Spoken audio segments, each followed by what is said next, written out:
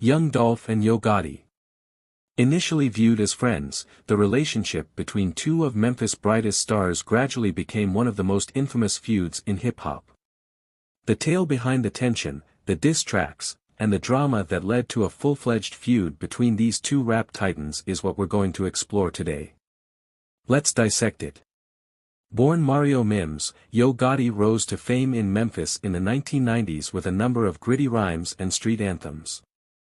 He was among the first to widely publicize Memphis. Young Dolph, whose real name was Adolph Thornton Jr., had been gaining recognition in the city's rap culture for his unadulterated genuineness and determination. Although they each did their own thing at first, starting in the mid-2000s, the two appeared to be in agreement, at least in public. Both of them were prominent figures in the local rap scene, and they were slaying Memphis. But things would be different. Their beef seeds were sown in the middle of the decade.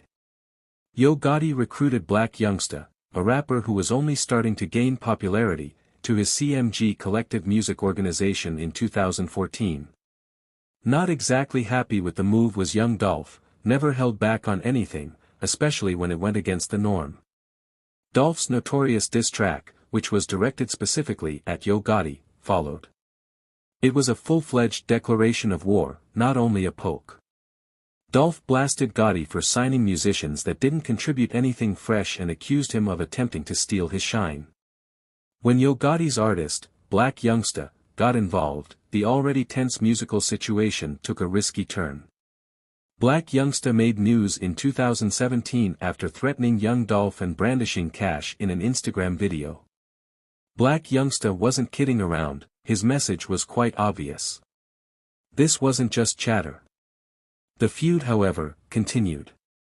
According to reports in 2017, Yo Gotti's brother, who was allegedly a member of Gotti's camp, attempted to murder Young Dolph. Many people thought that Gotti's brother was behind the attack, even though the shooter's name and title were not disclosed at the time of the occurrence in Memphis. Despite the fact that Young Dolph's SUV was fired at several times, the rapper amazingly survived the assault. Dolph survived the ordeal. The streets, however, were alive with activity. There was a new and dangerous level of animosity between Dolph's team and Gotti's group, and the shooting appeared to be an obvious attempt to silence Dolph, rather than retreating. However, Young Dolph released one of his song, 100 Shots, which was a reference to the shooting incident and, more significantly, a direct attack on his enemies. One thing was confirmed by the images, which showed Dolph spitting bars while surrounded by a number of high-end cars and having a dozen rounds fired into his car. Dolph was standing tall and biggieing up. Not content to sit around, Yo Gotti released his own songs, including as Rake It Up, which made Memphis buzz. The conflict had evolved into a personal one, involving more than just music. The enmity was greatly fueled by Black Youngsta. In addition to the threats, there was the notorious episode in 2017 when he and his gang visited Dolph's neighborhood. They were captured on camera teasing Dolph's crew while driving around Memphis, at one point making it apparent that they weren't afraid. This simply made matters worse.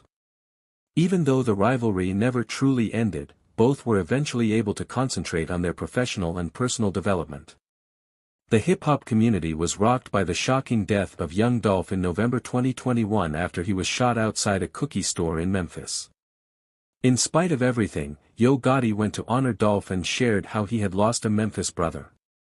The fact that one tragedy had brought them together, Young Dolph's death and a piece of Memphis rap with him, brought them together despite their intense rivalry. One of the most complex and severe feuds in hip-hop history still exists between Yo Gotti and Young Dolph. But their influence endures in Memphis's streets, music, and culture, which they both contributed to.